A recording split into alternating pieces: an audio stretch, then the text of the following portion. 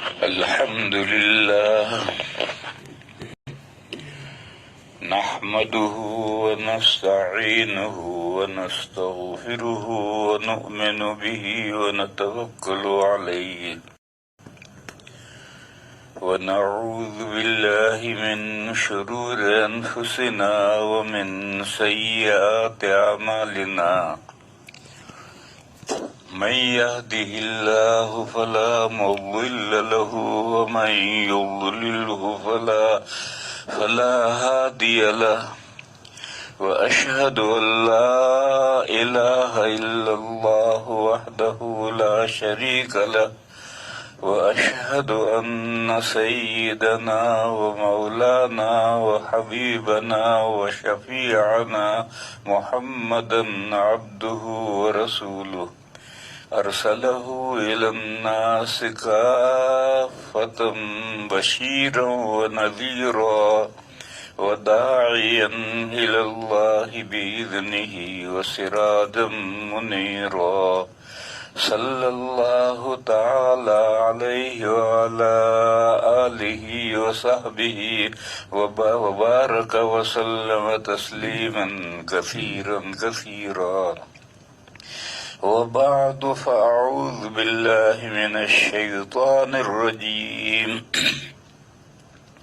بسم الله الرحمن الرحيم ألف لام ميم ذلك الكتاب لا ريب فيه هدى للمتقين الذين يؤمنون بالغيب ويقيمون الصلاة ومما رزقناهم ينفقون والذين يؤمنون بما أنزل إليك وما أنزل من قبلك وبالآخرة هم يوقنون أولئك على هدى من ربهم وأولئك هم المفلحون صدق اللہ مولانا العظیم۔ بزرگوں اور بھائیوں، سلسلے کلام پیچھے سے یہ چلا آ رہا ہے کہ سورہ فاتحہ میں اسلام کے جو 3 بنیادی عقیدے ہیں وہ بیان کیے گئے ہیں۔ پھر اس کے بعد سورہ بقرہ شروع ہو رہی ہے۔ اس کی پہلی آیت کو اگر آپ سورہ فاتحہ کے ساتھ جوڑنا چاہیں تو پھر ذالک الکتاب کو خبر بنائیں گے اور اس سے پہلے ہیا پوشیدہ مانیں گے۔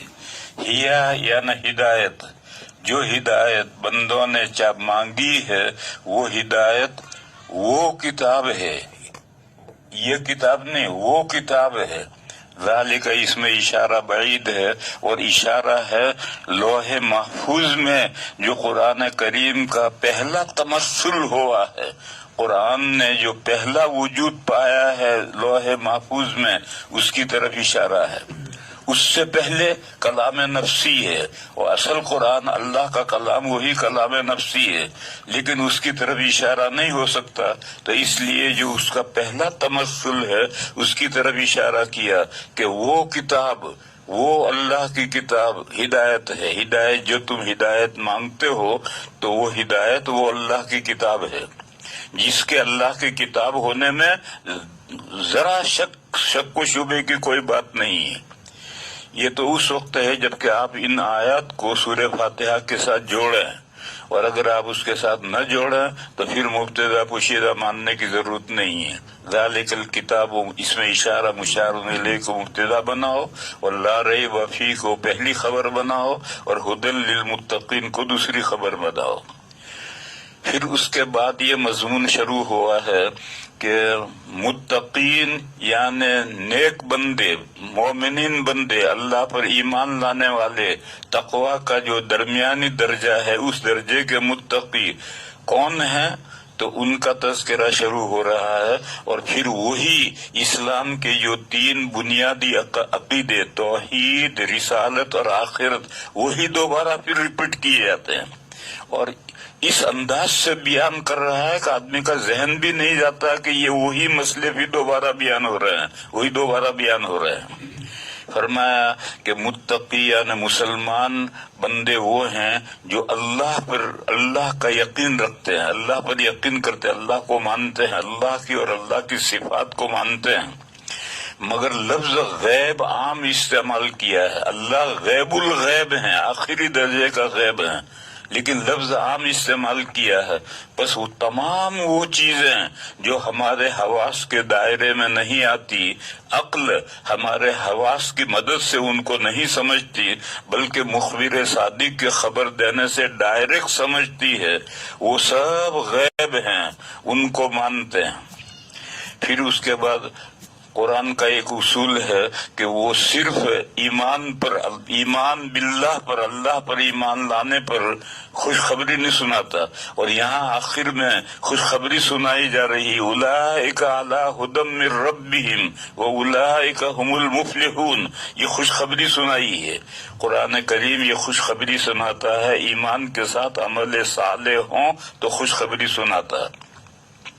اس لیے اس ضابطے کے مطابق، اصول کے مطابق، الذین یؤمنون بالغیب کے بعد میں دو اعمال کا ذکر ہے، ایک بدنی عمل اور ایک مالی عبادت ہے۔ بدنی عبادت ہے نماز، اور نماز کا بیان آیا الذین یقیمون الصلاۃ، وہ بندے جو اللہ پر، غیب پر ایمان رکھتے ہیں اور نماز کا اہتمام کرتے ہیں۔ نماز کے تعلق سے کل میں نے کچھ مسائل بیان کیے تھے، اور یہ کہا تھا کہ اور جو مسائل آئیں گے وہ مسائل میں پھر بیان کروں گا۔ چند مسائل آئے ہیں ان کو بیان کرتا ہوں، پھر آگے نماز کے تعلق سے لوگ مسائل نہ بھیجیں، آج جتنے مسائل آئے ہیں بس یہی بیان کروں گا، اگر اور لوگ بھیجتے رہیں گے تو پھر میں اسی میں پھنس کر کے رہ جاؤں گا۔ پہلی بات تو یہ پوچھی ہے کہ سجدے کی حالت میں اگر دونوں پیر زمین سے اٹھ جائیں تو کیا حکم ہے؟ سجدے کی حالت میں دونوں پیر زمین سے اٹھ جائیں، ایک ساتھ دونوں اٹھ جائیں تو کیا حکم ہے؟ اس سلسلے میں یہ جاننا چاہیے، میں نے پہلے بتلایا تھا کہ سجدہ ہے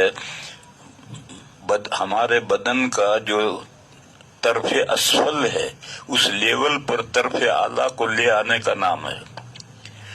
لہذا اگر سجدے میں ماتھا زمین پر رکھنا ہے، اصل تو کھوپڑی رکھنی چاہیے مگر وہ رکھ نہیں سکتے، تو اس کے قائم مقام ماتھا اور ناک دونوں کو لیا گیا ہے۔ اگر صرف ماتھا لگا ہے، ناک نہ لگا ہے، تو تمام ائمہ کے یہاں نماز ہو جائے گی لیکن مکروہ ہوگی، اور اگر صرف ناک لگائے اور ماتھا نہ لگائے، ماتھے پر کوئی پھوڑا ہو رہا ہے اس کی وجہ سے ماتھا زمین پر نہیں لگ سکتا تو ناک تو اس نے لگائی، تو امام اعظم رحمہ اللہ کہتے ہیں کہ نماز ہو جائے گی، مکروہ تحریمی ہوگی۔ دوسرے ائمہ کہتے ہیں کہ نہیں، صرف ناک لگانے سے نماز ہی نہیں ہوگی۔ بہرحال ادھر تو یہ ہے کہ ادھر آپ کو ماتھا اور ناک دونوں لگانے ہیں اور دبا کر کے رکھنے ہیں، ماتھا بھی دبا کر رکھنا ہے، ناک بھی دبا کر رکھنا ہے، اور نیچے طرف اسفل میں اگر دونوں پیروں پر جیسے کھڑے ہوتے ہیں ہم، اس حالت میں تو سجدہ ہو نہیں سکتا، تو پیر تو لامحالہ کھڑے کرنے پڑیں گے، بس دونوں پیروں کی انگلیاں موڑ کر کے دبا کر کے رکھو اور انگلیاں قبلے کی طرف متوجہ رکھو۔ نماز میں سراپا قبلے کی طرف ہونا چاہیے، تو اگر پیر قبلے کی طرف، انگلیاں قبلے کی طرف ہیں تو گویا سارا ہی بدن قبلے کی طرف متوجہ ہے، تو سجدے میں بھی استقبال قبلہ کے لیے یہ پیروں کا، دونوں پیروں کی انگلیوں کو موڑ کر دبا کر کے قبلے کی طرف متوجہ کر کے رکھنا ہے۔ یہ تو ہے سجدے کا صحیح طریقہ۔ بس اگر پورے سجدے میں ایک رکن کے بقدر ایک رکن کتنا ہے؟ سبحان ربی العظیم، سبحان اللہ، سبحان اللہ، سبحان اللہ. یہ جتنا 2 سیکنڈ ہوئے، یہ 2 سیکنڈ یہ ایک رکن کے بقدر ہے. اگر پورے سجدے میں دونوں پیر یا ایک پیر ایک رکن کے بقدر بھی زمین پر نہیں لگے تو نماز نہیں ہوگی، سجدہ ہی نہیں ہوا. اور اگر ایک رکن کے بقدر یا اس سے زائد دونوں پیر یا ایک پیر لگا رہا اور پھر ایک پیر اٹھ گیا تو مکروہ، اور اگر دونوں ہی پیر اٹھا دیے تو پھر نماز مکروہ ہوگی، لیکن نماز ہو جائے گی. لیکن ایک رکن کے بقدر دونوں پیر یا ایک پیر زمین پر لگا رہے تو نماز ہوگی، اور اگر اتنا نہ لگے تو پھر نماز ہی نہیں ہوگی. بعض کتابوں میں یہ لکھا ہے کہ اگر دونوں پیر سجدے میں زمین سے اٹھ گئے تو نماز باطل. یہ مسئلہ صحیح نہیں، اس کو صحیح ہے نا، اس مسئلے کو سمجھے نہیں ہیں لوگ. مسئلہ یہ ہے کہ پورے سجدے میں دونوں پیر یا ایک پیر ایک رکن کے بقدر زمین پر نہیں لگا تو نماز باطل، کیونکہ سجدہ ہی نہیں ہوا.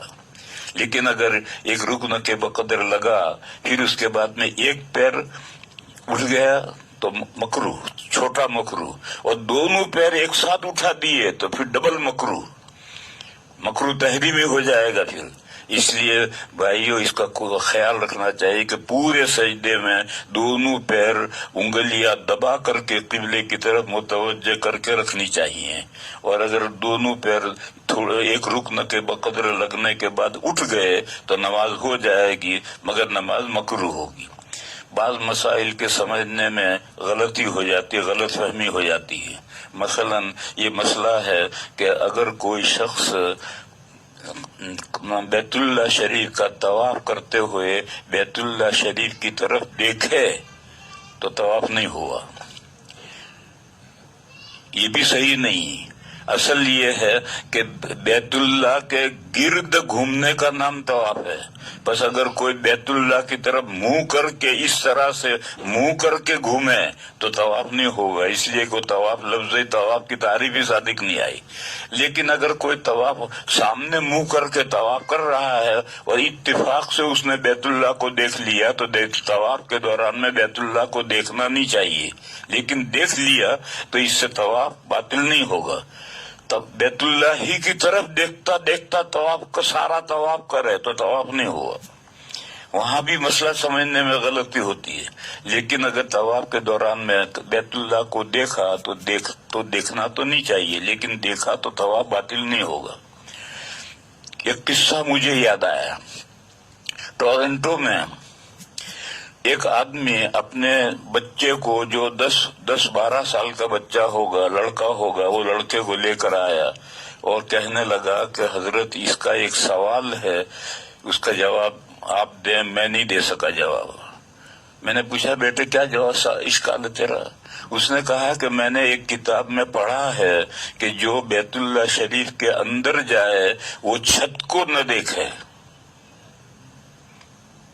کیوں؟ چھت کو دیکھنے میں کیا حرج ہے؟ کیوں نہ دیکھے چھت کو؟ وہ یہ سمجھتا ہوگا کہ شاید چھت کو دیکھنے میں کوئی بھوت لگ جائے گا، لپٹ جائے گا کچھ. تو میں نے اس سے کہا کہ نہیں، یہ بتا کہ بیت اللہ شریف کے اندر جو جائے گا وہ کیوں جائے گا، کیا کرنے جائے گا؟ تو کہنے لگے عبادت کے لیے جائے گا. تو میں نے کہا عبادت کے لیے جائے گا، آثار قدیمہ کی زیارت کرنے تو نہیں جائے گا. چھت کی طرف دیکھنے کی کیا ضرورت ہے؟ کوئی آثار قدیمہ دیکھنے تھوڑی گیا. اور دیوار نہ دیکھے، دیوار پر تو نظر پڑ جائے گی. نیچے نظر سجدے کی جگہ نظر رکھے گا تو بھی دیوار پر تو نظر پڑے گی، لیکن چھت پر نظر کیسے نہیں پڑے گی؟ چھت کو تو وہ دیکھے گا جو آثار قدیمہ دیکھنے گیا ہے، کبھی کیسی چھت بنی ہے، کیسی ڈیزائن ہے، کیسا ہے. عبادت کرنے گیا ہے تو عبادت کر کے چلا. تو اسی طریقے سے یہ جو کہا کہ چھت کی طرف نہ دیکھے، اس کو اشکال ہوا کہ بھئی چھت کی طرف دیکھنے سے کیا حرج ہے، اگر چھت کی طرف دیکھ لے تو کیا حرج ہے؟ تو میں نے اسے بتایا کہ بھئی عبادت کرنے کی نیت سے بیت اللہ شریف کے اندر جاؤ، آثار قدیمہ کی زیارت کرنے مت جاؤ، اور دیواروں کو مستثنا اس لیے نہیں کیا کہ دیوار پر تو نظر پڑے گی۔ اسی طرح سے یہ مسئلہ ہے کہ طواف کرتے ہوئے بیت اللہ کی طرف دیکھے گا تو طواف نہیں ہوا، تو دیکھے گا کہ یہ مطلب ہے کہ بیت اللہ کی طرف ہی دیکھتا دیکھتا گھومے تو طواف نہیں ہوگا، اس لیے کہ کسی چیز کے حولہو اس کے ارد گرد گھومنے کا نام طواف ہے۔ اسی طرح سے یہ مسئلہ بھی کتابوں میں لکھا ہے، اور لوگ غلط سمجھتے ہیں کہ اگر سجدے میں 2 پیر زمین سے اٹھ گئے تو سجدہ نماز باطل۔ ایسا نہیں ہے، بلکہ مسئلہ جو میں نے سمجھایا کہ دونوں پیر پورے سجدے میں صحیح زمین پہ لگے رہنے چاہیے، اور انگلیاں دبا کر موڑو اور انگلیاں قبلے کی طرف متوجہ کرو، جیسے ماتھا اور ناک دبا کر رکھنا ہے اسی طرح یہ بھی دبا کر رکھنا ہے۔ لیکن اگر ایک پیر اٹھ جائے، ایک رکن کے بقدر پیر رکھنے کے بعد ایک پیر اٹھ گیا تو مکروہ، اور دونوں اٹھ گئے تو ڈبل مکروہ۔ اس کے بعد دوسرا سوال ہے کہ ٹوپی کے بغیر نماز پڑھنا کیسا ہے؟ ٹوپی کے بغیر نماز پڑھنا جائز ہے، صرف ننگا پا ہے ناف کے نیچے سے گھٹنے کے نیچے تک، ناف داخل نہیں ہے، ناف تو باہر ہے، ناف کے نیچے سے لے کر گھٹنے کے نیچے تک یہ ننگا پا ہے، اتنا بدن مرد کو چھپانا ضروری ہے۔ اس میں سے اگر کچھ حصہ کھلے گا تو پھر مسئلہ گڑبڑ ہو جائے گا، لیکن اس کے نیچے پنڈلی اور نیچے پیر ہے اور ناک کے اوپر پیٹ، سینہ اور سر ہے، یہ اگر کھلا رہے تو نماز ہو جائے گی۔ یہ تو مرد کے لیے ہے، اور عورت کے لیے سطر تو یہی ہے، ناک کے نیچے سے لے کر گھٹنے کے نیچے تک یہ اس کا سطر ہے۔ اسی لیے ایک عورت دوسری مسلمان عورت کے سامنے بھی بے ضرورت اپنے بدن کا یہ حصہ نہیں کھول سکتی۔ بچہ پیدا ہونے کی ضرورت ہے وہ الگ مسئلہ ہے، شوہر کی ضرورت ہے وہ الگ مسئلہ ہے، باقی بے ضرورت اتنا بدن عورت کو نہیں کھلنا۔ پھر عورت کے لیے حجاب پردہ ہے، مرد کے لیے حجاب نہیں ہے، اس لیے کہ مرد کو باہر صبح سے شام تک کام کرنا ہے، اگر حجاب ہوگا تو حجاب کے ساتھ وہ کیسے کام کرے گا؟ اس لیے مرد کے لیے تو حجاب نہیں، بس سطر ہی ہے، اور نماز میں وہی سطر چھپا کر نماز پڑھنی ہے۔ اور عورت کو نماز پڑھنے کے لیے حجاب بھی ہے۔ عورت کے حجاب 3 ہیں۔ ایک حجاب ہے محارم کا، یعنی وہ مرد جن سے ہمیشہ کے لیے نکاح حرام ہے، جیسے باپ ہے، بیٹا ہے، بھائی ہے، ایک تو ان کا حجاب ہے۔ اس حجاب میں جو سطر ہے وہ تو حجاب میں ہے ہی، اس کے علاوہ عورت کا پیٹ اور پیٹ کے مقابل جو پیٹھ ہے یہ حجاب میں ہے۔ عورت اپنے باپ کے سامنے یا بیٹے کے سامنے یا بھائی کے سامنے اپنا پیٹ بے ضرورت نہیں کھول سکتی، اور اس کے مقابل جو پیچھے پیٹھ ہے یہ بھی نہیں کھول سکتی۔ سینہ حجاب میں نہیں، اور سینے کے مقابل پیچھے جو پیٹھ ہے یہ بھی حجاب میں نہیں، کیونکہ عورت کو بچے کو دودھ پلانا ہوگا۔ اب گھر میں وہ دودھ پلائے گی، چھاتی کھول کر وہاں باپ ہے، بیٹا ہے، بھائی ہے، اس سے کیسے پردہ کرے گی؟ اس لیے شریعت نے چھاتی کو، عورت کی چھاتی کو محارم کے حجاب میں نہیں رکھا، اور چھاتی کو نہیں رکھا تو اس کے پیچھے جو پیٹھ ہے وہ بھی نہیں رکھی۔ یہ تو محارم کا حجاب ہے۔ دوسرا حجاب ہے اللہ پاک کا۔ بندی جب اللہ کے سامنے نماز کے لیے کھڑی ہو تو پھر اب اسے پورا بدن چھپانا ہے، صرف چہرہ جتنا وضو میں دھونا فرض ہے اتنا چہرہ حجاب سے باہر ہے، اور دونوں ہتھیلیاں حجاب سے باہر ہیں، اور ٹخنے نہیں، ٹخنے کے نیچے دونوں پیر حجاب سے باہر ہیں، باقی سارا بدن اللہ کے حجاب میں ہے، اس کو چھپا کر کے نماز پڑھنی ہے۔ ٹخنے بھی چھپانے ہیں، اگر ٹخنے ظاہر ہوں گے تو نماز نہیں ہوگی۔ اسی طرح سے کان بھی چھپانے ہیں، کیونکہ کان چہرے میں نہیں ہے، کان تو سر میں ہے، لہذا جتنا چہرہ دھونا ہے اتنا چہرہ کھلا رہ سکتا ہے نماز میں، اور دونوں ہتھیلیاں کھلی رہ سکتی ہیں، اور ٹخنے کے نیچے دونوں پیر کھلے رہ سکتے ہیں. یہ اللہ کے حجاب میں نہیں ہے. اور باقی پورا بدن اللہ کے حجاب میں ہے. بندی کو سارا بدن چھپا کر نماز پڑھنی. تیسرا حجاب ہے اجنبیوں کا، جن سے نکاح کسی فی الحال جائز ہے یا کسی بھی وقت جائز ہے، ہمیشہ کے لیے وہ اس کے لیے حرام نہیں ہے، یعنی اجانب کا حجاب ہے. اس حجاب میں قرآن کریم نے چہرے کو لیا ہے. سورہ احزاب میں آیت ہے، یا ایھا النبی قل لازواجک وبناتک ونساء المؤمنین یدنین علیہن من جلابیبہن. یہ کہا اے پیغمبر آپ اپنی بیویوں سے کہیے، اپنی بیٹیوں سے کہیے، اب مسلمانوں کی عورتوں سے کہیے. سب کے لیے ایک حکم ہے. بیویوں کا کچھ حکم الگ ہو، بیٹیوں کا کچھ الگ ہو، اور مسلمان عورتوں کا حکم الگ ہو، ایسا نہیں ہے. سب کا ایک حکم ہے. ان سے یہ کہیے کہ وہ جب گھر سے باہر نکلیں تو اپنے اوڑھنے کو قریب کر لیں. اب تو عورتیں بہت سی عورتیں تو اوڑھنی اوڑھتی نہیں ہیں، اور بعض جو اوڑھتی ہیں وہ اتنی پتلی اوڑھتی ہیں کہ کچھ وہ نہ جیسی ہے. لیکن پرانے زمانے میں اوڑھنے ہوتے تھے، حضور کے زمانے میں بھی اوڑھنے ہوتے تھے. آپ حضرات نے بھی دیکھا ہوگا کہ آج بھی دیہاتوں میں ہندو عورتیں اوڑھنے اوڑھتی ہیں. تو اوڑھنا اون کا یا سوت کا اوڑھنا اوڑھ رکھا ہے تو دائیں کان کی طرف سے آگے ناک کی طرف کھینچ لیں، اور بائیں کان کی طرف سے ناک کی طرف کھینچ لیں، تو بیچ میں ایک لکیر ہوگی، اس لکیر سے نظر آئے گا، چلے گی عورت.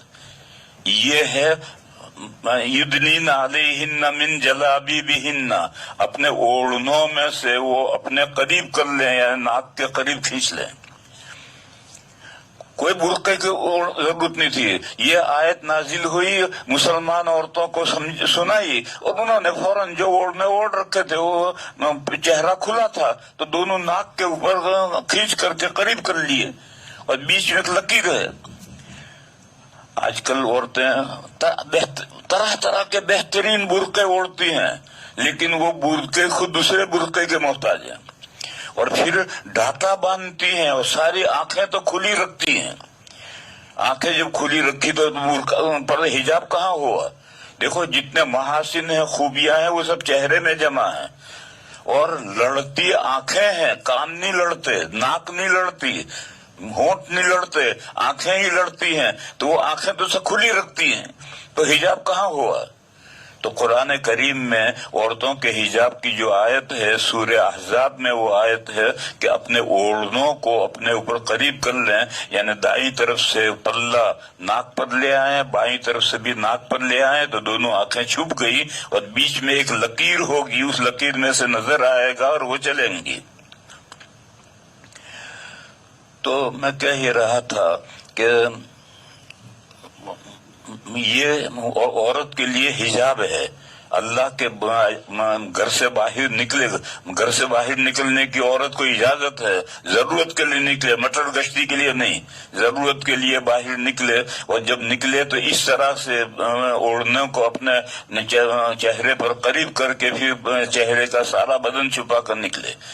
اس آیت کریمہ میں دونوں ہتھیلیوں کو نہیں لیا ہے، اور دونوں پیروں کو بھی نہیں لیا ہے کہ چہرہ تو چھپا کر نکلے عورت، لیکن ہتھیلیاں اور پیر اس کا تذکرہ آیت میں نہیں ہے. اس لیے علماء یہ کہتے ہیں کہ بہتر تو یہ ہے کہ عورت گھر سے باہر نکلے تو ہاتھوں میں دستانے پہن کر نکلے، پیروں میں موزے پہن کر نکلے. لیکن اگر پیر میں موزے نہ پہنے اور ہاتھوں میں دستانے نہ پہنے تو کوئی بات نہیں، چہرہ کھلا رکھ کر نہیں نکل سکتی، چہرہ چھپا کر کے اس کو نکلنا ہے. تو میں مسئلہ یہ بتا رہا تھا کہ مرد کے لیے ستر ہے، وہ ستر چھپا کر نماز پڑھنا ہے، باقی حجاب ہے ہی نہیں. لہذا بنیان کے بغیر بھی نماز پڑھ سکتا ہے، کرتے کے بغیر بھی نماز پڑھ سکتا ہے، ٹوپی کے بغیر بھی نماز پڑھ سکتا ہے، پگڑی کے بغیر بھی نماز پڑھ سکتا ہے، نماز ہو جائے گی. پھر دوسرا مسئلہ یہ ہے کہ نماز کیسے لباس میں پہننی چاہیے، تو اس کے لیے سورہ اعراف میں آیت گزری ہے، یا بنی آدم خذوا زینتکم عند کل مسجد وَكُلُوا وَاشْرَبُوا وَلَا تُسْرِفُوا إِنَّهُ لَا يُحِبُّ الْمُسْرِفِينَ۔ اے آدم کے لڑکوں، اس میں مرد بھی آگے عورتیں بھی آئے، آدم کے لڑکوں میں عورتیں بھی لڑکے ہیں۔ جب تم نماز پڑھو تو بیوٹی، خوبصورتی لے لو، خذوا زینتکم عند کل مسجد، ہر نماز میں، چاہے فرض ہو نفل ہو کوئی بھی نماز ہو، جب تم نماز پڑھو، گھر میں پڑھو مسجد میں پڑھو، تو بیوٹی لے کر پڑھو۔ ایک حکم ہے۔ دوسرا حکم یہ دیا کہ کھاؤ پیو مگر حد سے مت نکلو کھانے پینے میں، اللہ تعالیٰ حد سے نکلنے والوں کو پسند نہیں کرتے۔ یہ ایک دوسرا مضمون ہے، وہ کسی اور موقع پر بیان کروں گا۔ یہاں تو یہ پہلا مضمون ہے کہ اے آدم کے لڑکوں، ہر مسجد کے پاس، یعنی مسجد میں پہنچنے سے پہلے سے بیوٹی لے کر خوبصورت بن کر کے جاؤ۔ اب میرے بھائیوں اور بہنوں، اب سوچو، لباس دو ہیں، ایک اسلامی لباس ہے، ایک فیشن کا لباس ہے۔ اسلامی لباس، اسلام میں جو اسلامی لباس ہے یہی بیوٹی ہے، یہی خوبصورتی ہے، اور یہ فیشن والا لباس ہے، نیچے پتلون پہن رکھی ہے، اوپر بنیان پہن رکھا ہے، ٹی شرٹ پہن رکھا ہے، سر پہ بال ہیں، بال میں کنگھا کر رکھا ہے، اور لاٹ صاحب سے ملنے کے لیے، وزیر اعظم سے ملنے کے جا رہے ہیں۔ یہ تو فیشن والا لباس ہے۔ ہمارے بزرگوں کے پاس میں جب کوئی آدمی جاتا ہے اور اس کے سر پہ کچھ نہیں ہوتا ہے تو جیب میں سے دستی رومال دے کر سر پہ باندھ کر پھر ملنے کے لیے آتا ہے۔ معلوم ہوا کہ اس مسلمانوں کے نزدیک اور اسلامی لباس کے اندر سر کا چھپا ہوا ہونا یہ بیوٹی ہے، خوبصورتی ہے۔ لہذا اللہ کا حکم یہ ہے کہ جب کوئی بھی نماز پڑھو تو خوبصورت بن کر کے نماز پڑھو۔ لہذا سر پہ ٹوپی پہن کر نماز پڑھنا چاہیے، اور پگڑی باندھ کر پڑھو تو واہ واہ واہ واہ، اس کا تو کہنا ہی کیا ہے۔ اب اس کے بعد مسئلہ یہ ہے کہ ایک جماعت ہے غیر مقلدین، ان کا سیمبل یہ ہے کہ اگر وہ ٹوپی کھلے سر نماز پڑھیں گے، اگر ٹوپی ہوگی تو بھی نکال کر جیب میں رکھیں گے یا نیچے ڈالیں گے اور پھر نماز پڑھیں گے، اور وہ یہ کہتے ہیں کہ کھلے سر نماز پڑھنا سنت ہے۔ ان سے یہ پوچھو کہ کوئی ایک حدیث لاؤ، ضعیف لاؤ۔ نبی پاک صلی اللہ علیہ وسلم نے زندگی میں ایک مرتبہ کوئی فرض نماز کپڑا اویلیبل ہوتے ہوئے بغیر سر چھپائے حضور نے نماز پڑھی ہو، ایسی ایک روایت لاؤ۔ کوئی روایت، ضعیف روایت بھی ایسی نہیں ہے۔ خواہ مخواہ کہ انہوں نے اس کو سیمبل بنا لیا ہے، اور ان غیر مقلدین نے جتنی چیزوں کو سیمبل بنا لیا ہے وہ ساری ہی ایسی۔ ان کے سیمبل کیا ہیں؟ تین ہیں۔ ایک تو ہے براڈ گیج، یعنی ٹانگیں چوڑی کر کے کھڑے رہو۔ ریلوے کی پٹریاں جو ہیں اس میں ایک براڈ گیج ہے، ایک میٹر گیج ہے، ایک نیرو گیج ہے۔ اب نیرو گیج تو نکل گئی، میٹر گیج کہیں کہیں ہے، اب تو زیادہ تر براڈ گیج یعنی چوڑی پٹری۔ تو اسی طرح سے براڈ گیج، ٹانگیں چوڑی کر کے کھڑے رہو، اور اوپن ہیڈ، سر کھلا رکھو، اور ماتم کنا یعنی سینے پر مارو، ہاتھ مارو سینے پر۔ یہ تین سیمبل ہیں ان کے، براڈ گیج، اوپن ہیڈ، ماتم کنا۔ ان سے پوچھو کہ ان تینوں چیزوں کی کوئی دلیل لاؤ۔ نہ براڈ گیج کی کوئی دلیل ہے، کوئی حدیث ہے، نہ اوپن ہیڈ کی کوئی حدیث ہے، نہ ماتم یعنی چاہے سینے پر ہاتھ باندھنے کی کوئی روایت نہیں ہے۔ سینے پر ہاتھ باندھنے کی دو روایتیں دو ہیں، ناپ سے اوپر کی روایت ہے جو شوافی نے لی ہے، اور ناپ سے نیچے کی روایت ہے جو حنفیہ نے لی ہے۔ سینے کے اوپر باندھنے کی تو کوئی روایت ہے ہی نہیں۔ تو یہ غیر مقلدین کے جو سیمبل ہے، علامت ہے جس سے وہ پہچانے جاتے ہیں، وہ یہ تین ہیں، براڈ گیج، اوپن ہیڈ اور ماتم کنا۔ اور ان تینوں باتوں کی کوئی دلیل ہے ہی نہیں ان کے پاس۔ اس لیے ان کے چکر میں میرے بھائیوں مت پڑو. وہ لوگ یہ کہتے ہیں کہ آج کل تو کھلے سر رہنا خوبصورتی سمجھی جاتی ہے. وہ خوبصورتی فیشن میں سمجھی جاتی ہے. اسلامی لباس میں خوبصورتی نہیں ہے. بزرگوں کے پاس جب عوام جاتے ہیں اور کوئی ٹوپی نہیں ہوتی ہے تو رومال سر پہ باندھ کر جاتے ہیں. تیسرا مسئلہ ہے آدھی آستین والا کرتا یا ٹی شرٹ پہن کر نماز پڑھنا. یہ وہی مسئلہ آیا. یہ فیشن والا لباس ہے. آدھی آستین والا کرتا اور ٹی شرٹ ایک ہی ہے. ٹی شرٹ میں دامن نہیں اور آدھی آستین والے کرتے میں وہ ٹی شرٹ میں آدھی آستین کا کرتا ہوتا ہے. یہ تو وہی ہے. جب مجھ سے کوئی پوچھتے ہیں کہ بغیر ٹوپی کے نماز ہوتی ہے، میں نے کہا ہوتی ہے. اور بغیر ٹوپی کے نہیں، بغیر کرتے کے بھی ہوتی ہے، بغیر بنیان کے بھی ہوتی ہے. تو بنیان پہن کر کیوں آتا ہے؟ کرتا پہن کر کے کیوں آتا ہے؟ ٹوپی نکال کر کیوں آتا ہے؟ اور ان کو پہن کر کیوں آتا ہے؟ مرد کا سطر تو ناف سے گھٹنے تک ہے، باقی تو کھلا رہ سکتا ہے. اور اگر تو خوبصورت بنتا ہے تو اسلامی لباس میں خوبصورتی یہ ہے کہ کرتا پہنو تاکہ نیچے کے جو شرم کا ہے وہ شرم کا چھپ جائے. نبی پاک صلی اللہ علیہ وسلم کے زمانے میں عورتیں بھی لنگی باندھتی تھی اور گھر میں جب اپنے محارم کے درمیان میں جب ہوتی تھی تو کرتا ارتے کا اہتمام نہیں ہوتا ہوگا. تو نبی تو عورتیں اس زمانے میں پٹکا باندھتی تھی. اور پٹکا کیا ہوتا ہے؟ ابو داؤد میں روایت ہے. پٹکا کیا ہوتا ہے؟ لنگی پر ایک دوسرا کپڑا باندھتی تھی. جیسا آج کل بدھسٹ عورتیں گھگری باندھتی ہیں اور گھگری کے اوپر ایک دوسرا کپڑا باندھتی ہیں. تو نبی پاک صلی اللہ علیہ وسلم نے حضرت فاطمہ سے شبرم من نطاقها، حضرت فاطمہ سے کہا کہ یہ تمہارا پٹکا ہے یہاں تک، یہ ایک بالش تو اور نیچا رکھو. ان بدھسٹ عورتوں کا جو پٹکا ہوتا ہے وہ آدھی ران تک ہوتا ہے، تو آدھا تو بے پردگی ہوئی. اور جب اس سے ایک بارش سے نیچے رکھیں گے تو گھٹنے کے نیچے چلا جائے گا تو اب پردہ ہو گیا. تو یہ پردے کے لیے حضور کے زمانے میں گھر میں عورتیں اپنے محارم کے درمیان میں لنگی کے اوپر یہ پٹکا باندھتی تھی. اب آج مرد پتلون پہن کر مسجد میں آتے ہیں اور ٹی شرٹ پہن کر کے آتے ہیں اور آگے سے بھی ننگے نظر آتے ہیں، پیچھے سے بھی ننگے نظر آتے ہیں. اور وہ یہ سمجھتا ہے کہ ہم تو بہت شاندار کپڑا پہن کر آئے. ارے یہ شاندار تو غیروں کے لباس میں شاندار ہے، اسلامی لباس میں شاندار نہیں ہے. اسلامی لباس میں تو عورت اگر لنگی پہنے یا پتلون پہنے تو پھر وہ گھر میں بھی اپنے محارم کے درمیان میں بھی اس کے اوپر ایک پٹکا پہنے گی اور گھٹنے کے نیچے تک پٹنا پہنے گی. اس لیے میرے بھائیوں، ٹی شرٹ میں نماز پڑھنا اور آدھی آستین کے ساتھ نماز پڑھنا یہ مکروہ ہے.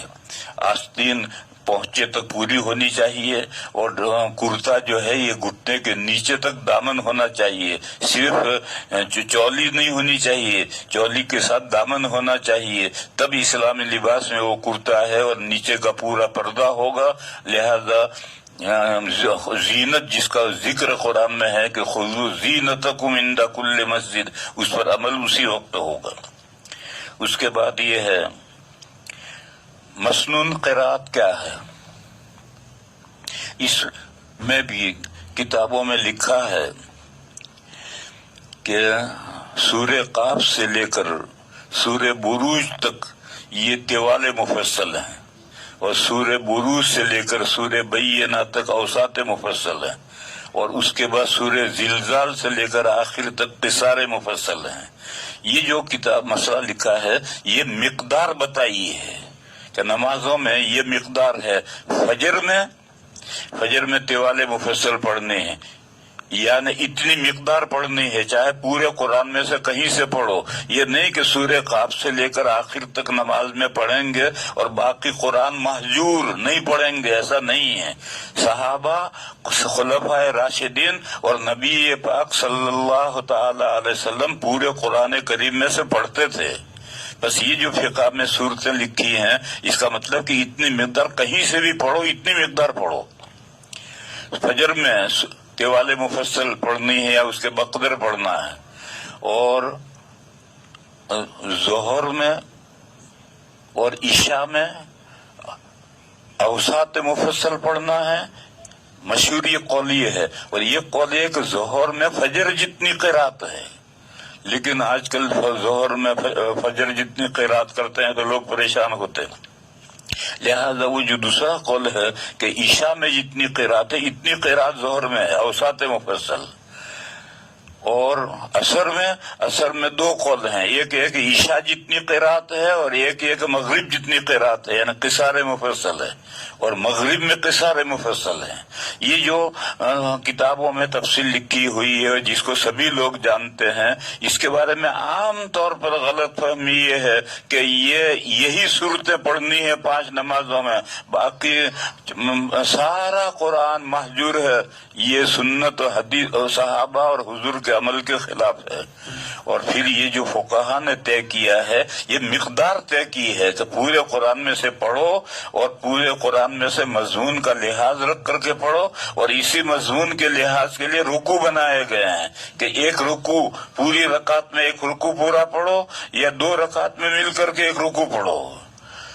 लोगों में गलत फहमी ये है कि तरावी में तो पूरा कुरान पढ़ते हैं, लंबे से लंबा रुकू पढ़ते हैं, लंबी क़िरात पढ़ते हैं, लेकिन फजर की नमाज में बहुत से अहनाफ, गैर अहनाफ नहीं, शवाफे, मालिकिया, हनाबिला, वो तो सारे कुरान करीम में से तिवाले मुफस्सल के बकदर पढ़ते हैं, लेकिन अहनाफ के यहाँ गड़बड़ है।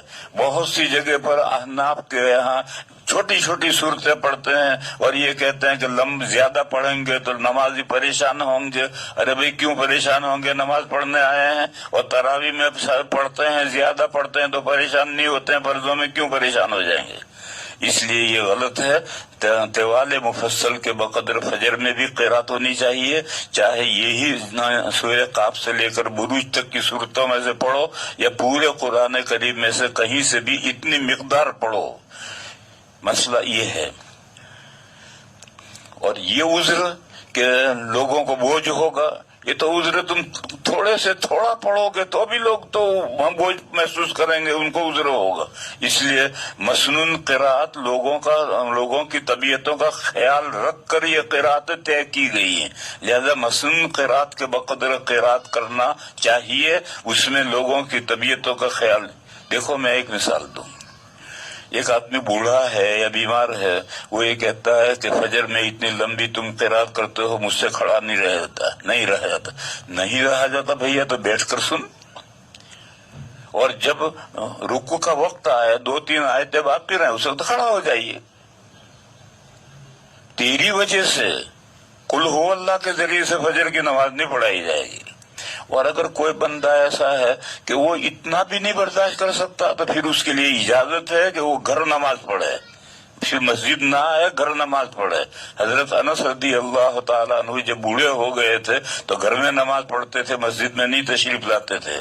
और घर में जब नमाज पढ़ेगा, जमात से पढ़ना हो तो एक आदमी को घर में रोक सकता है, इससे ज्यादा घर में नहीं रोक सकता। बाकी घर के लोग मस्जिद में जाकर पढ़ेंगे। उस बीमार को या उस बूढ़े को नमाज पढ़ाने के लिए एक तंदुरुस्त आदमी इमाम बन करके पढ़ाए, एक रुक सकता है, बाकी जाहिद नहीं रुकेंगे। बहरहाल ये मसला ये है कि ये अहनाफ के यहाँ 2 मसलों में बहुत गड़बड़ है। शवाफी के यहाँ, मालिकिया के यहाँ, हनाबिला के यहाँ ये गड़बड़ नहीं, गैर मुकल्लिदीन के यहाँ गड़बड़ नहीं है। वो ये है कि सफ़े सीधी करो। सबके सीधी करने में 2 चीजें दाखिल है, एक तो कतार सीधी हो, और कतार सीधी होने के साथ कंधे से कंधा लगा हुआ हो, ऐसा लगा हुआ हो कि बीच में से अगर खड़ा हाथ गुजारना चाहे तो न गुजरे, ऐसा कंधे से कंधा लगा हुआ हो। तो तमाम के यहाँ इस तरह से खड़े होते हैं तो कतार भी सीधी होती है और कंधे भी मिले हुए होते हैं। अहनाफ के यहाँ कतार तो सीधी होती है, क्योंकि मस्जिदों में चटाई हैं तो चटाइयों के जरिए से कतार तो सीधी कर लेते हैं, लेकिन कंधे से कंधे नहीं मिलाते हैं। मदरसों में तालिब इल्म भी ऐसे खड़े रहेंगे कि बीच में हाथी नहीं, हाथी गुजर सकता है, निकल जाए हाथी का हाथी निकल जाए। ये हमारी नमाजों के सफों के अंदर कोताही है। अगर सब बिल्कुल कतार सीधी है और कंधे से कंधे लगे हुए नहीं है तो सब सीधी नहीं है। तो एक तो ये गलती है। दूसरी, हमारे यहाँ अहनाफ के यहाँ ये है कि फजर की नमाज में भी, बल्कि ईशा की नमाज में तो वत्ती नहीं पढ़ेंगे। अरे भाई, वत्तीने के अलावा औसात मुफस्सल में इससे बड़ी सूरतें भी तो हैं, वो क्यों नहीं पढ़ता? नहीं भाई, वत्ती नहीं पढ़ेगा। इन्ना अंज़लनाहु फी लैलतिल क़द्र ही पढ़ेगा। भाई ठीक है, कभी जरूरत हो पढ़ ले तो कोई बात है, लेकिन हमेशा इतनी कम क़िराअत करना ये ठीक नहीं। मसनून क़िराअत होनी चाहिए, और मसनून क़िराअत ये है फजर में और एक कौल में ज़ोहर में तिवाले मुफस्सल हैं, और ईशा में और एक कौल में ज़ोहर में औसात मुफस्सल हैं, और असर में एक कौल में औसात मुफस्सल हैं, और एक कौल में असर में और मगरिब में क़िसारे मुफस्सल हैं। इन सूरतों के बकदर पूरे कुरान करीम में से मजमून का लिहाज करके रुकू से रुकू पर रुक करके नमाज पढ़ो। ये उसके बाद दूसरा मसला है, रोजे में मगरिब में ताखिर करने का हुक्म है। रोजे में मगरिब में ताखिर करने का हुक्म। पहले ये बात समझ लो कि इस्लाम से पहले सहरी का तसव्वुर ही नहीं था। मौलाना साहिबान जो है वो जानते हैं कि शुरू इस्लाम में मसला ये था कि जब आपको नींद आ गई तो अगला रोजा शुरू हो गया, सहरी थी ही नहीं। ये तो फिर कुरान करीम में आयत नाजिल हुई और ये कहा कि तुम सुबह सादिक तक खा पी सकते हो, तो इस्लाम ने सहरी शुरू की और हुजूर ने सहरी को बताया कि सहरी में बरकत है, और कुछ भी 2 घूंट पानी पी लो, थोड़ा सा दूध पी लो, कुछ न कुछ इस्तेमाल करो उसके। गरज सहरी तो इस्लाम ने शुरू की है, इस्लाम ने जब सहरी तो न करो यार, थोड़ा सा चाय पी लो, दूध पी लो, थोड़ा सा कुछ खा लो, लेकिन असल जो पेट भरकर खाना है वो रोजा खोलते वक्त है। और ये जो हमारे यहाँ तरीका है, एक मगरिब से पहले इफ्तारी की और फिर मगरिब पढ़कर फिर खाना खाया, ये जो 2 किस्में, दो हिस्से कर दिए हैं, ये भी इस्लाम में नहीं है। इस्लाम में तो यह है कि जब अजान मगरिब का वक्त हुआ, अजान हुई, तो अब मन फत्तरा साइमन, रोजेदार को खाना खिलाओ, इफ्तार कराओ, यानी पेट भरकर खाना खाए। लिहाजा उसके बाद फिर मगरिब बाद कुछ नहीं खाना, बस मगरिब पढ़ो, मगरिब बाद अवामिन पढ़ो, जो कुछ करना हो करो, और जो कुछ खाना है वो इफ्तारी में खा लो। रमजान के अलावा में हदीस शरीफ में ये किस्सा है कि हजरत इब्न उमर रदी अल्लाह ताला अन्हुमा हमेशा रोजा रखते थे। वो जब रोजा मगरिब की अजान हो जाती थी तो इफ्तारी करते थे, और मस्जिद में नमाज शुरू हो जाती थी, इमाम क़िराअत करता था, वो क़िराअत सुनते थे, सुनते रहते थे और खाना खाते रहते थे। तो ये तो गैर रमजान है। गैर रमजान में तो रोजेदारों की वजह से कोई ताखिर नहीं होती, लेकिन रमजान में तो सभी रोजेदार हैं, लिहाजा रमजान में थोड़ी बहुत ताखिर होनी चाहिए। कितनी? मसलन मिसाल के तौर पर 10 मिनट की ताखिर होनी चाहिए, ताकि सब लोग अपना खाना खाकर फारिग होकर आ जाएं। इससे ज्यादा आजकल जो हम लोगों ने इफ्तारी को 2 हिस्सों में कर दिया है, एक नमाज से पहले और एक नमाज के बाद। इसके लिए ताखिर करने की जरूरत नहीं, इसके लिए थोड़ा सा इफ्तारी करो फिर नमाज पढ़ लो। लेकिन अगर इफ्तारी के साथ लोग खाना खाते हैं, अब भी हमारे यहाँ पालनपुर में देहातों में जब हम बच्चे थे तो मुझे याद है कि सब लोग अजान मगरिब की अजान पर रमजान में खाना खाकर फिर नमाज पढ़ने के लिए आते थे। तो जहाँ ऐसा है तो वहाँ 10 मिनट की ताखिर करो, 10 मिनट में खाना खाया जा सकता है। और अगर महज इफ्तारी करनी है तो खजूर खानी है या थोड़ा बहुत खाना है तो उसके लिए ताखिर करने की जरूरत नहीं है। उसके बाद मसला है कि कुर्सी पर बैठ कर नमाज पढ़ने के मसाइल बयान करो।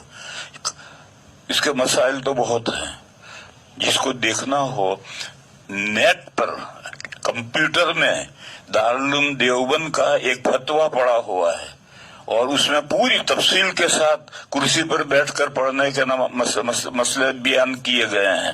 میں وہ سب مسئلے یہاں بیان نہیں کر رہا، میں تو یہاں صرف ایک مسئلہ بیان کر رہا. وہ یہ ہے کہ کرسی پر بیٹھ کر نماز پڑھنے سے نماز ہو جاتی ہے، لیکن آج کل لوگوں نے کرسی پر بیٹھ کر نماز پڑھنے کو فیشن بنا لیا ہے. یہ جو فیشن بنا لیا ہے یہ ٹھیک نہیں. اگر کوئی واقعی معذور ہے، نیچے نہیں بیٹھ سکتا ہے، کرسی پر بیٹھ کر نماز پڑھے تو نماز ہو جاتی ہے. اور بہشتی زیور میں یہ مسئلہ لکھا ہے کہ اگر کوئی نہیں نیچے کرسی پر بیٹھ کر، تخت پر بیٹھ کر، چارپائی پر بیٹھ کر، پیر لٹکا کر کے نماز پڑھنے سے زمین پر بیٹھ کر نماز پڑھنا افضل ہے، اس لیے کہ اس میں سجدہ زمین سے اقرب ہوگا. جب سجدہ اشارے سے سجدہ کرے گا رکوع سجدے کا تو سجدہ زمین سے اقرب ہوگا، اس لیے زمین پر بیٹھ کر کے نماز پڑھنا افضل ہے. میں آج کل نفلیں کھڑے ہو کر نہیں پڑھتا ہوں، کھڑا ہونا مشکل ہوتا ہے، بیٹھ کر پڑھتا ہوں. تو کرسی پر نہیں بیٹھتا ہوں، زمین پر بیٹھتا ہوں. اور زمین پر جس طرح بیٹھ سکو بیٹھو، آلتی پالتی مار کے بیٹھو، تشہد کی طرح سے بیٹھو، پیر لمبے کر کے بیٹھو، قبلے کی طرح پیر لمبے کر کے بیٹھنا ہو بیٹھو، کسی بھی طرح بیٹھو، زمین پر بیٹھو. اور زمین پر بیٹھ کر کے نماز پڑھو تاکہ سجدہ زمین سے اقرب ہو. بس کرسی پر نماز جائز ہے لیکن زمین پر بیٹھ کر پڑھنا ہی افضل ہے. 1400 سال سے بیمار نہیں ہوتے تھے، نہیں ہوتے تھے، بڈھے نہیں ہوتے تھے، ہوتے تھے، اور سب نمازیں بیٹھ کر پڑھتے تھے اور زمین پر بیٹھ کر پڑھتے تھے. اب یہ 14ویں صدی آئی تو چیئرمین آ گئے، اور یہ چیئرمینی آئی ہے یورپ اور امریکہ سے چیئرمینی آئی ہے. اور یہ مصیبت ہے، پتلون کی مصیبت ہے، کیونکہ جس نے پتلون پہن رکھا ہے وہ نیچے بیٹھنا اس کے لیے مشکل ہوتا ہے، وہ کرسی پر بیٹھنے میں اسے مزہ آتا ہے. تو کیوں پتلون پہن کے مسجد میں آتے ہو؟ پتلون گھر نکال کر پھینکو اور پاجامہ پہن کر کے، لنگی پہن کر کے آؤ مسجد میں، اور آ کر نیچے بیٹھ کر کے نماز پڑھو. جو افضل شکل ہے وہ اختیار کرنی چاہیے. اس کے بعد مسئلہ ہے صفحے درست کرنا. صفحے درست کروانا کس کا حق ہے؟ صفحے درست کروانا یہ امام کی ذمہ داری ہے، مؤذن کی ذمہ داری نہیں ہے. ہمارے یہاں جو یہ طریقہ چل پڑا ہے کہ جب گھڑی میں ٹن ہوا تو مؤذن آ جائے گا، لوگ بھی کھڑے ہو جائیں گے، امام صاحب بھی مصلی پر جا کر کھڑے ہو جائیں گے، اور جب صفحیں درست ہو جائیں گی تو مؤذن دائیں اور بائیں دیکھے گا، اور دیکھا کہ صفحیں درست ہوئی اب تکبیر شروع کرے گا. یہ غلط طریقہ ہے. تکبیر کو عربی میں کہتے اقامہ. اقامہ کے معنی کھڑا کرنا. لہذا صحیح طریقہ یہ ہے کہ جب ٹن ہو جائے یا ٹن ہونے میں بھی 2-3 سیکنڈ باقی ہوں اور تکبیر کہنے والا کھڑا ہو کر کے اقامہ شروع کر دے.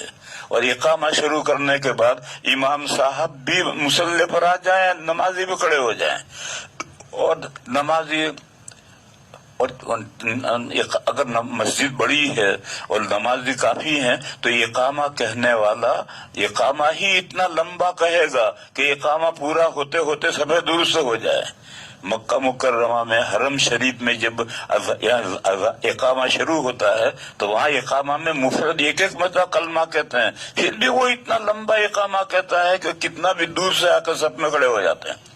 اور ہمارے یہاں ایک سانس میں اقامہ نمٹا دیتا ہے، 2 سانس میں اقامہ نمٹا دیتا ہے. یہی طریقہ غلط ہے.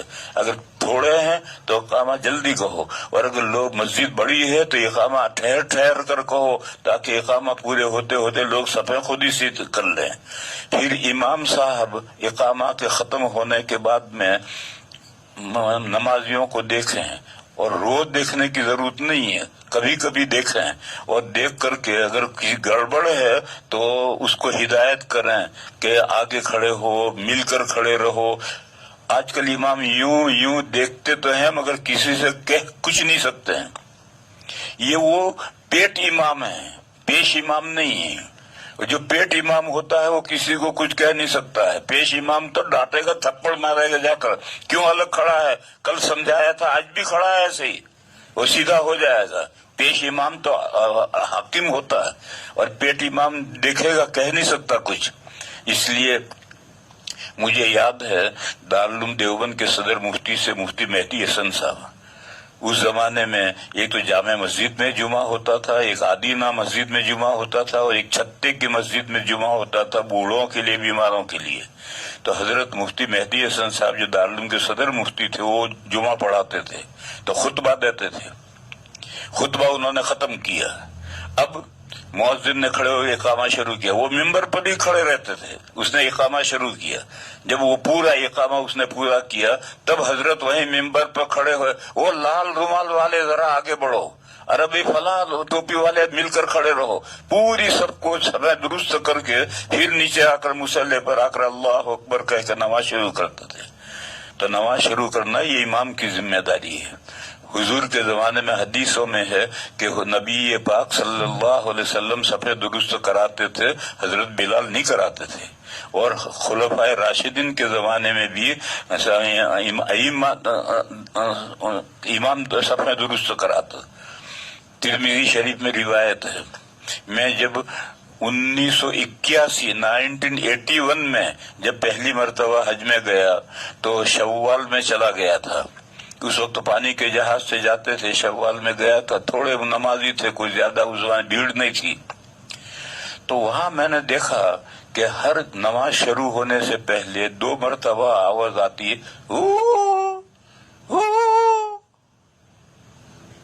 اب میں سوچتا کہ یا اللہ، یہاں یہ نماز میں کیا جز نیا آیا؟ ہمارے یہاں تو کوئی ایسا نہیں کرتا۔ میں سوچتا رہا 1 مہینے کے بعد میری سمجھ میں آیا، کوئی امام کہتا ہے استو، یعنی صفحے سے درست کر لو۔ تو ایسا استو کہنے کا کیا حاصل ہے جس کو میں 1 مہینے میں سمجھا جا کر کے کہ یہ استو کہتا ہے؟ لیکن بہرحال صفحے درست کرنا یہ امام کی ذمہ داری ہے۔ اور جب صفحے درست، حضرت عمر کے روایات میں ہے کہ حضرت عمر کے زمانے نمازی بہت ہو گئے تھے، تو حضرت عمر نے آدمی مقرر کر رکھے تھے، اقامہ کے بعد میں جب صفحے درست ہو کر کے حضرت کو اطلاع کی جاتی تھی کہ صفحے درست ہو گئی، تب حضرت نماز شروع کرتے تھے۔ بہرحال صفوں کو درست کرنا یہ امام کی ذمہ داری ہے۔ مسلمانوں میں ایک جماعت ہے، ہمارے بریلوی بھائی ہیں، وہ کہتے ہیں کہ حیا علی الصلاۃ سے پہلے کوئی کھڑا نہ ہو، نہ امام کھڑا ہو نہ مقتدی کھڑا ہو۔ اور ان کے یہاں پہلے بہت سختی کرتے تھے، اب تو زیادہ سختی نہیں رہی ان کے یہاں، لیکن پہلے بہت سختی کرتے تھے۔ اور وہ یہ کہتے ہیں کہ فقہ میں لکھا ہے کہ لوگ حیا علی الصلاۃ پر کھڑے ہوں۔ یہ جو بھائیوں کی بات ہے، یہ بات صحیح نہیں ہے، کیونکہ ایک تکبیر کو عربی میں اقامہ کہتے ہیں، اور اقامہ کے معنی کھڑا کرنا۔ پر جب اقامہ شروع ہو گیا، کھڑا کرنا پایا گیا، تو اب لوگ کیوں کھڑے نہ ہوں؟ اقامہ شروع کرنے سے پہلے کھڑا کرنا پایا جائے، اس سے پہلے کھڑا ہونا تو ٹھیک نہیں، لیکن جب تک اقامہ ہو گیا تو پھر اب کیوں نہ کھڑے ہوں؟ اور وہ جو کہیں کتابوں میں لکھا ہے کہ حیا علی الصلاۃ پر کھڑے ہوں، تو ٹھیک ہے، وہ ٹھیک لکھا ہے، لیکن اسی جگہ پر جہاں یہ لکھا ہے وہاں یہ بھی لکھا ہے کہ امام صاحب قد قامت الصلاۃ پر امام نماز شروع کر دے۔ تو بریلویوں کے یہاں بھی قد قامت الصلاۃ پر امام کہاں نماز شروع کرتا ہے؟ لہذا اس کا مطلب یہ کہ اگر ایمرجنسی ہے تو قد قامت الصلاۃ پر نماز شروع کر سکتا ہے۔ تو حیا علی الصلاۃ پر کھڑا ہو، اس کا مطلب یہ کہ اگر کھڑا ہونے میں کوئی دیر کرے تو حیا علی الصلاۃ تک بیٹھا رہے تو کوئی حرج نہیں۔ جب حیا علی الصلاۃ کا آؤ نماز کے لیے، اب اگر کوئی بیٹھا بیٹھا مکھیاں مار رہا ہے تو یہ اللہ کے داعی کی مخالفت کرتا ہے، یہ ٹھیک نہیں۔ اس کے بعد ہے مسجد میں نفل روزہ چند لوگ رکھتے ہیں اور مغرب کی نماز میں تاخیر کرتے ہیں۔ مسجد میں نفلی روزہ، نفلی روزے کی وجہ سے نماز مغرب میں تاخیر نہیں ہوگی۔ میں نے بتلایا کہ ابن عمر نفلی روزہ رکھتے تھے اور ان کی وجہ سے مغرب میں تاخیر نہیں ہوتی تھی۔ وہ نفل روزہ کھول کر دن بھر بھوکے رہے ہیں تو بھوک لگتی تھی، تو وہ امام کی قرات سنتے رہتے تھے اور کھانا کھاتے رہتے تھے۔ لہذا 1 2 4 نفلی روزہ والوں کی وجہ سے مغرب میں تاخیر نہیں ہوگی. یہ تو میں نے مسئلہ رمضان کا بیان کیا ہے، جبکہ سبھی روزے سے ہیں اور سب کو کھانا کھانا ہے افطار پر، تو افطار نہیں کرنا، صرف کھانا کھانا، مکمل کھانا کھانا ہے، تو پھر تھوڑی بہت تاخیر کرنی چاہیے. یہ نماز کے تعلق سے کچھ مسائل تھے جو لوگوں نے پوچھے تھے تو میں نے بیان کیے. مسجد میں ایسی گھڑی لگائی جاتی ہے جس میں نماز کا وقت ہونے پر آواز آتی ہے. ایسی گھڑی لگاؤ، گانا نہیں ہونا چاہیے. گھڑی میں آواز ہے، جب ٹن ہوا اور پتہ چل گیا کہ نماز کا وقت ہو گیا، یا اس نے اعلان کیا کہ بھئی نماز کا وقت ہوا، تو ایسی گھڑی لگانے میں کوئی حرج نہیں. یہ نماز میں کوئی خلل نہیں ڈالتے، تو نماز شروع کرنے سے پہلے وقت بتائے گا. گانا ہو اس طرح کی چیز تو ٹھیک نہیں ہے، لیکن ایسا وقت بتانے والی گھڑی لگائے تو کوئی حرج نہیں. یہ نماز کے تعلق سے جو مسائل تھے وہ ختم ہوئے. آئندہ کوئی نماز کے تعلق سے مسائل نہ بیان کرے. اب کل میں آگے زکوٰۃ کے تعلق سے بیان کروں گا. وآخر دعوانا ان الحمد للہ رب العالمین.